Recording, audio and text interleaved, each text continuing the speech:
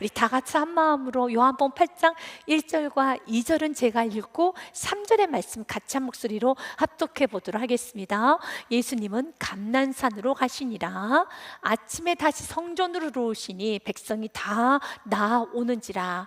앉으사 그들을 가르치시더니 3절은 같이 읽습니다. 서기관들과 바리새인들이 음행 중에 잡힌 여자를 끌고 와서 가운데 세우고. 아멘. 사랑하는 여러분, 오늘 요한복음 8장의 말씀은 외형적으로 보면은 가늠한 여인은 죄인이기 때문에 하나님께서 그 여인의 죄를 다스리는구나 라는 메시지로 우리가 볼 수 있을 것 같습니다. 그러나 그렇지 않습니다.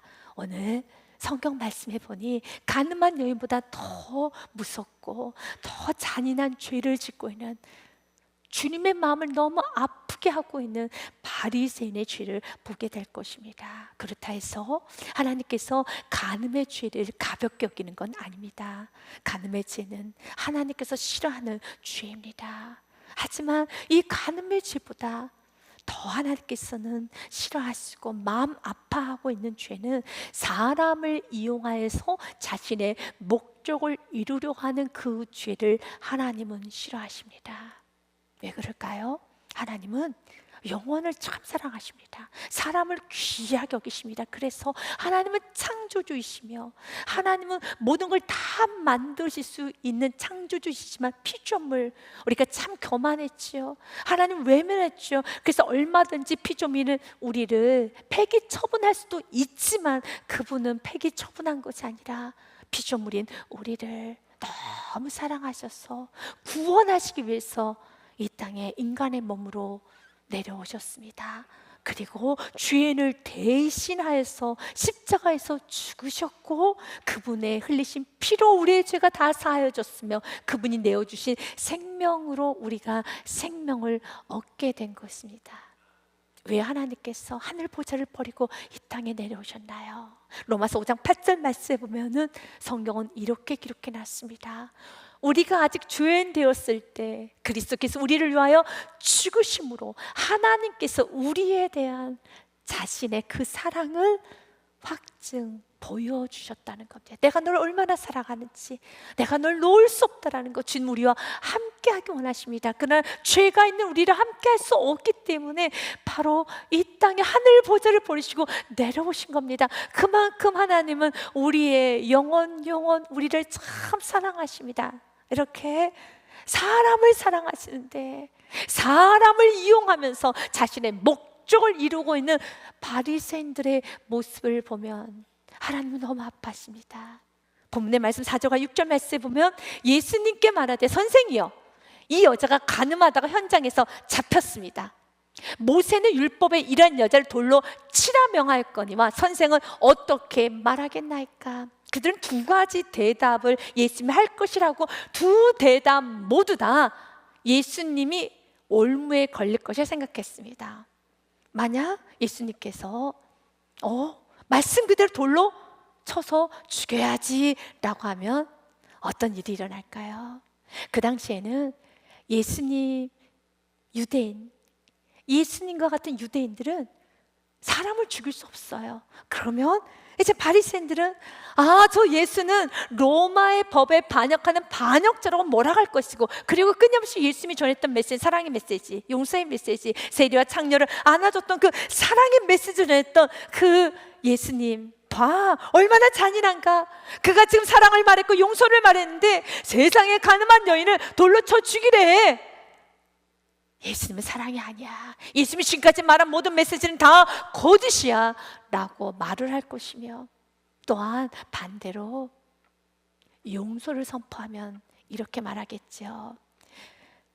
출애굽기 말씀을 모르십니까? 신명기 말씀 모르십니까? 출애굽기는 10계명의 말씀이 기록이 되어 있었죠. 제 7계명에 보면 분명하게 간음하지 말라라고 되어 있죠. 그리고 신명기 22장에 보면 그 간음한 여인에 대해서 이렇게 말씀하셨죠. 어떤 남자가 유부녀와 동침한 것이 드러나거든 그 동침한 남자와 그 여자를 둘 다 죽여 이스라엘 중에 악을 취할지니라. 당신이 하나님께서 보낸 메시아라고 하면서, 당신은 하나님께서 보내신 메시아라고 하면서 어떻게 신명기 22장 22절의 말씀을 정면으로 부인하실 수 있습니까? 성경에 뭐라고 기록되어 있습니까? 둘 다 죽이라고 되어 있는데 어떻게 율법을 완성하시러 오신 분이 율법을 폐하십니까? 라고 또한 예수님을 올무에 걸리게 하겠죠. 그래서 성경은 이들이 가늠한 여인을 데리고 와서 질문한 것은 정말 예수님의 뜻을 알고 싶어서 구도자의 겸손한 마음으로 알기 위한 것이 아니라 6절에 그들이 이렇게 말하면 고발할 조건을 얻고자 하여 예수님을 시험함이라. 예수께서 몸을 굽히사 손가락으로 땅에 쓰시니 시험하기 위한 것입니다. 그러나 예수님은 돌로 쳐 죽이라 아니면 용서하라라는 그 어떤 말도 하지 아니하고 정의와 사랑을 다 포용하는 은혜의 말씀을 선포하기 시작합니다. 그런데 예수님은 그 은혜의 말씀을 선포하는 데 있어서 먼저 하셨던 것은 몸을 굽히셨습니다. 사랑하는 여러분, 예수님께서 몸을 굽히셨을 때는 우리는 더 예수님을 굽혀야 되는 겁니다. 예수님은 지금 교만하게 빨리 대답하라고 당신은 어떻게 하시겠습니까? 라고 묻고 있는 그들에게 몸을 굽혀서 손가락으로 땅에 쓰십니다. 성경은 무엇을 쓰셨는지 기록이 되어 있지 않기 때문에 우리는 알 수가 없습니다. 그러나 중요한 것은 예수님 몸을 굽혔다라는 겁니다. 천지 만물을 창조하신 그분께서 몸을 굽혔습니다. 그러면은 피조물인 우리는 겸손해야 되는데 7절 말씀에 보면 교만한 자의 모습이 보입니다. 그들이 묻기를 맞이 아니하는지라. 묻기를 맞이 아니한다는 뜻이 무엇입니까? 재촉한다는 겁니다. 빨리 답하시오. 어떻게 하시겠습니까? 죽이시겠습니까? 용서하시겠습니까? 빨리 답하시오. 있으면 점점 더 겸손하게 시간을 주는 겁니다. 돌이킬 수 있는 시간을 줍니다.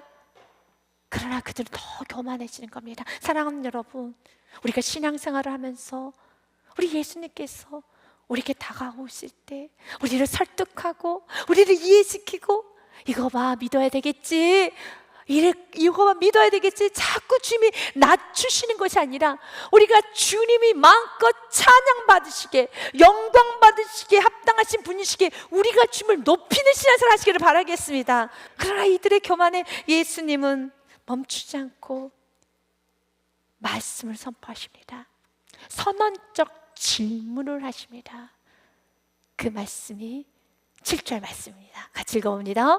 그들이 묻기를 맞이 아니하는지라 이에 일어나 이르시되 너희 중에 죄 없는 자가 먼저 돌로 치라 하시니. 아멘. 사랑하는 여러분, 죄 없는 자만 돌로 칠 수 있습니다. 죄 있는 자는 돌로 칠 수 없습니다. 그래서 우리는 돌을 들어서는 안 되는 겁니다. 우리는 날마다 입술로 고백하죠. 나는 죄인입니다. 난 참 잘못한 게 많습니다. 그러면 돌을 들어서는 안 됩니다. 비난의 돌, 정죄의 돌, 판단의 돌, 원망, 분노, 시기, 질투, 욕심의 돌을 들어서는 안 되는 겁니다. 그 돌 내려놓으셔야 되는 겁니다. 그래서 오늘 예수님께서 하신 말씀을 통하여서 두 가지를 깨달아 보기 원합니다. 그 첫 번째로 나는 돌을 들을 수 없는 죄인임을 알아야 됩니다. I must know that I'm a sinner who cannot throw a stone. 우리는 돌을 던질 수 없는 죄인이라는 것을요, 자신의 위치를 알아야 됩니다. 로마서 3장 23절 말씀에 보면은 우리가 죄인이라고 성경 기록되어 있습니다. 모든 사람이 죄를 범하였으며 하나님의 영광에 이르지 못하였더니. 우리 모두는 다 죄인입니다. 죄인이란 증거는 너무 많아요. 그 중에 가장 여러분 대표적인 증거는 모두 다 죽음을 향해 가고 있다는 겁니다. 그가 부한 자든 가난한 자든 배운 자든 못 배운 자든 그가 선한 영향력을 주었든 아니면 악하게 살았든 저 사람만큼은 오래 살았으면 좋겠어라고 하는 그 사람도 모두 다 죽음으로 갑니다. 왜냐하면 로마서 6장 말씀에 보면 죄의 싹슨 사망이기 때문에 그렇습니다. 내가 죄인인 걸 증거한다는 것은 우리 모두 다 죽음을 그 누구도 해결할 수 있는 사람은 없어요. 다 죄인이라는 겁니다. 그러나 하나님의 은사는 그리스도 예수 안에 있으면 우리 주 안에 있는 영생입니다. 그래서 예수님 안에 있으면 다시 살아나는 겁니다. 히브리서 말씀에 보면 9장 27절에 한 번 죽은 것은 사람에게 정해진 겁니다. 누구에게나 다 정해져 있습니다. 그러나 죽음으로 끝나는 것이 아니라 그 후에는 심판이 있습니다. 이게 무섭습니다. 여러분, 지금 우리가 죽고 난 후에는 하나님의 진리와 빛 대신 하나님의 심판대 앞에 서게 됩니다. 그래서 요한계시록 말씀해 보면은 하나님 앞에 우리가 섰을 때 우리가 지었던 모든 죄가 환하게 비춰졌을 때, 너무 괴롭고 너무 힘들어서 알고 지은 죄 모르고 지은 죄, 죄가 죄인 줄도 모르고 지은 죄, 교만하게 이제 수많은 죄들이 환한 진리의 빛에 그 하나님 앞에 다 드러나면은 우리가 너무 무서워요. 너무 두려워요. 그래서 이렇게 말한다는 겁니다. 산들과 바위에게 말하되 우리 위에 떨어져 보좌에 앉으신 이의 얼굴에서와 그 어린 양의 진노에서 우리를 가리라. 우리가 어느 곳에 지진이 났다고 하며 어느 곳에 산사태가 났다고 하면은 그 지역은 가면 안 돼, 무섭다라고 하죠. 그런데 하나님 앞에 서면 내 위에 산사태가 일어났으면 좋겠다, 바위가 떨어져서 나를 부셔뜨렸으면 좋겠다 라고 한다는 겁니다. 그 죄가 드러나서 감당이 안 되는 거예요. 내 평생의 죄가 다 드러나서 감당이 안 되는 겁니다. 그래서 17절 말씀에 그들의 진노의 큰 날이 이르렀으니 누가 능히 서리요 하더라. 그 누구도 쓸 수가 없어요. 그래서 나의 모든 죄가 예수 그리스도의 보혈의 피로 덮어진 것이 은혜인 겁니다. 주님께서 나를 정죄하지 않고, 내가 죄가 이렇게 많음에도 불구하고 그 죄를 다 덮어주시면서, 사단은 고발할 것입니다. 이런 죄가 있습니다, 저런 죄가 있습니다. 끊임없이 사단은 우리를 참성 고발할 때, 그때 예수님이 나의 대원자가 되어주셨어. 그 예수의 보혈의 피로. 맞아, 사단 너가 했던 모든 리스트 다 맞아. 그러나 나 그 모든 죄 내 피로 씻었단다. 이것이 은혜인 겁니다. 이 놀라운 사랑, 주님은 말합니다. 이렇게 구원을 받았다며, 이 죄의 용서를 받았다라면 이제 우리는 비난의 돌, 정죄의 돌을 들어야 되는 사람은 아닙니다. 오직 비난과 정죄의 돌을 들고 던질 수 있는 유일한 분은 예수님밖에 없습니다. 그분은 진리시기 때문에 그분만 있습니다. 죄를 지었던 우리는 정죄의 돌을 들어서는 안 됩니다. 그래서 예수님께서 말합니다. 죄 없는 자만 돌을 치라. 죄가 있다면 너는 내려놔라. 내려놔야죠. 그렇다 해서 우리가 죄와 타협하라는 말은 아닙니다. 팀 켈러가 했던 말은 좀 중요합니다. 복음은 분별을 없애지 않는다. 다만 정죄할 자격이 우리에게 없음을 가르친다. 우리는 정죄할 자격이 없어요. 우리가 용서를 받았는데요, 우리가 예수 그리스도의 보혈의 피로 사함을 받았는데요, 더한 죄인이 내가 용서를 받았는데 어떻게 내가 판단의 자리, 심판의 자리에 설 수 있겠습니까?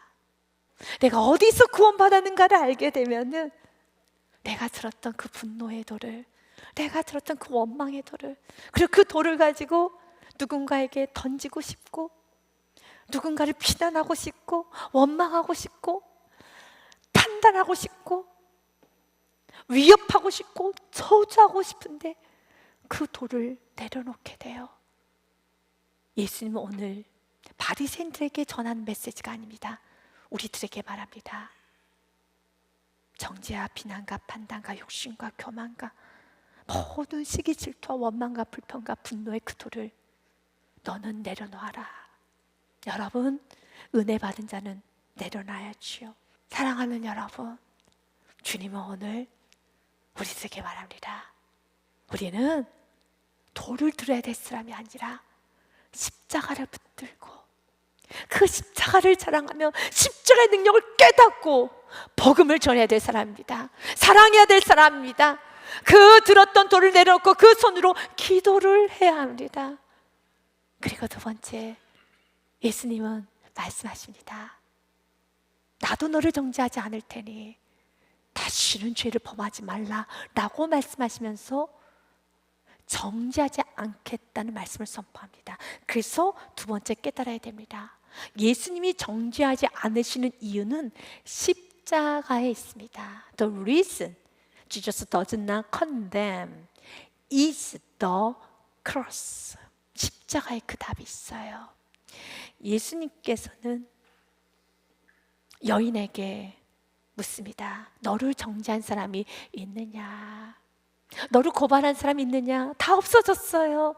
그들은 죄 없는 자가 돌로 치라 했었을 때 그 자리에서 엎드려서 주님 나는 죄인입니다라고 고백을 해야 되는데 그 말씀에 다 도망가 버렸습니다. 사랑하는 우리 교우님들, 여러분은 말씀 앞에 도망가는 것이 아니라, 그 말씀 앞에 외면하고 그냥 떠나버린 것이 아니라, 그 말씀 앞에 두 손 들고 엎드려서 통해 자복하고 인정하고 회개하고 돌이키는 은혜가 있을 때, 오늘 예수님이 내가 너를 정죄하지 않는다, 그 말씀을 듣고 가셔야 되는 겁니다.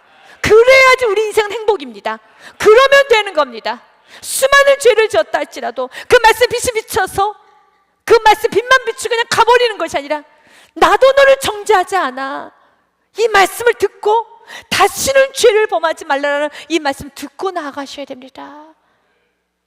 예수님께서 묻습니다. 그들이 이 말씀을 듣고 양식의 가치를 느껴 어른을 시작하여 젊은이까지 하나씩 다 나가고 오직 예수와 그 가운데 서는 여자만 남았더라. 그때 예수님께서 일어나서 여자 외에 아무도 없는 것을 보시고 이르시되, 여자여, 너를 고발하던 그들이 어디 있느냐? 너를 정죄한 자가 없느냐? 네, 없습니다. 그때 예수님은 말씀하십니다. 11절 말씀 같이 읽습니다. 대답하되 주여 없나이다. 예수님께서 이르시되 나도 너를 정죄하지 아니하노니 가서 다시는 죄를 범하지 말라 하시니라. 아멘. 예수님께서 정죄하지 않으시겠다 하셨을 때는 이 말씀 가벼운 말씀이 아닙니다. 피의 말씀입니다. 왜냐하면 죄를 지으면은 죄된 대가가 있어요. 히브리서 말씀에 보면 이렇게 되어 있습니다. 9장 22절 말씀에 율법을 따라 거의 모든 물건이 피로써 정결하게 되나니 피 흘림이 없은즉 사함이 없느니라. 예수님이 용서하고 싶어도 이미 죄를 지었는데요. 그러나 정죄받아 마땅하고 죽어 마땅하지만 정죄받아야 하는 나를 대신해서 예수님께서 정죄를 받으셨고 수치를 당하셨고 조롱을 받으셨고 비난을 받으셨고 피를 흘려주신 것입니다. 그래서 이사야서 53장 말씀에 보면은 그가 찔림은 나의 허물 때문이요 그가 상함은 우리의 죄악 때문이라. 그가 징계를 받음으로 우리가 평안을 누리고 그가 채찍에 맞으심으로 우리는 나음을 받았도다. 우리는 다 양 같아서 각기 그릇 행하여 각기 책임으로 다 갔거늘 내 마음대로 살았거늘. 그러나 우리는 예수님을 초청하지도 예수님을 바라지도 예수님께 와달라고 요구하지 않는데 예수님 먼저 나에게 다가오셔서 우리의 모든 죄악을 예수님에게 담당시키셨도다. 예수님은 우리를 용서해 주십니다. 이제 그 용서의 사랑 그대로 받아들이기만 하면 되는 겁니다. 여러분의 수많은 죄, 예수님은 친히 예수님이 죽으심으로 피를 흘리심으로 우리 모든 죄를 다 덮어주신 것입니다. 우리가 죄 문제를 해결할 수 없게, 우리는 죄 문제를 해결할 수 없어요. 나에게는 해결할 수 있는 해결책이 없습니다. 예수님만이 해결책이십니다. 예수님만이 답이십니다. 예수님이 그 모든 죄 문제를 다 해결해 주신 것입니다. 그리고 예수님 말합니다. 나도 너를 정죄하지 않을 테니. 예수님이 정죄하지 않으면 그 누구도 우리를 정죄할 사람은 없습니다. 죄인이 죄인을 정죄해봤자 무슨 의미가 있습니까? 죄인이 죄인을 정죄한다고요? 의미가 없습니다. 예수님만이 정죄할 수 있는데 그 예수님이 나를 정죄하지 않는데요. 오히려 로마서 말씀에 보면 너무 귀한 말씀이 있습니다. 로마서 말씀에 보니 8장 33절에 누가 능히 하나님께서 택하신 자들을 고발하리요? 의롭다 하신 이가 하나님이시니 누가 정죄하리요? 죽으실 뿐 아니라 다시 살아나시 있는 그리스도 예수시니 그는 하나님 우편에 계신 자요 우리를 위하여 간구하시는 자니라. 우리 죄만 살 뿐만 아니라 여전히 우리를 위해서 간구하십니다. 내가 도와줄게. 주님이 나와 함께 하신다는 겁니다. 사랑하는 여러분, 이 사랑을 받은 자는 죄에서 멀어져요. 우리는 육신을 갖고 있게 너무 연약하지만 그 사랑을 아는 자, 죄의 사함을 받은 자, 십자가의 사랑을 아는 자는 내가 이제 죄에서 멀어지고 싶어요. 죄를 짓고 싶지 않아요. 그래서 주님 말하는 겁니다. 나도 너를 정죄하지 않을 테니 다시는 죄를 범하지 말라. 이 말씀은 오늘 우리가 듣고 나아가야 됩니다. 내가 용서해 줄게. 다시는 죄 범하지 말고 이번 한 주간 살아보려구나. 지금 무슨 돌을 들고 있어? 어떤 돌을 들고 있어? 그 돌 내려놔. 그 돌 내려놔. 내려놓고 예수님 안으로 들어오시기를 바랍니다. 윌리엄 보스가 자신의 꾸었던 그 꿈으로 인해서 그의 삶이 완전히 바뀌어지게 됩니다. 여러분에게 그 이야기를 전해드리며 오늘 말씀을 마무리해보고자 합니다.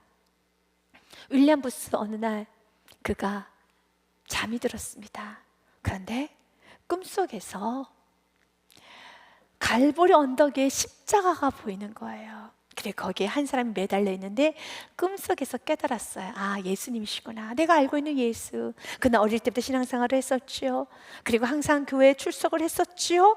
그래서 알고 있었어요. 예수님이시구나. 예수님 십자가에 매달려 있으시구나. 그런데 어떤 한 청년이 사닥다리를 가지고 와서 그 십자가에 매달리신 예수님께 가까이 가더니 망치를 들고 못을 가져가서 계속 예수님의 손을 때리는 거예요. 예수님의 그 손이 계속 망치질을 하는 거예요. 그래서 윌리엄 보스는 더 이상 참을 수가 없어서 이놈 뭐 하는 거냐고. 왜 예수님을 또 못 박는 거예요? 그만두지 못해? 그만두지 못해? 썩 내려오지 못해?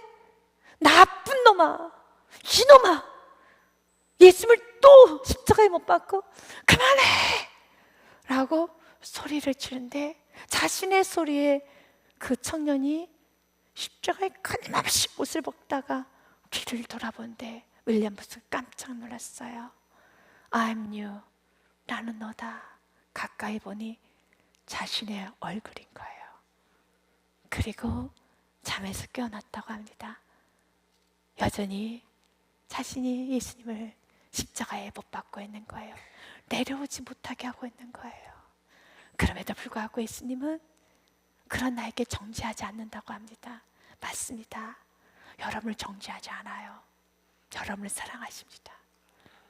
그러나 이제는 더 이상 예수님을 십자가에 못 박는 행위를 해서는 안 됩니다.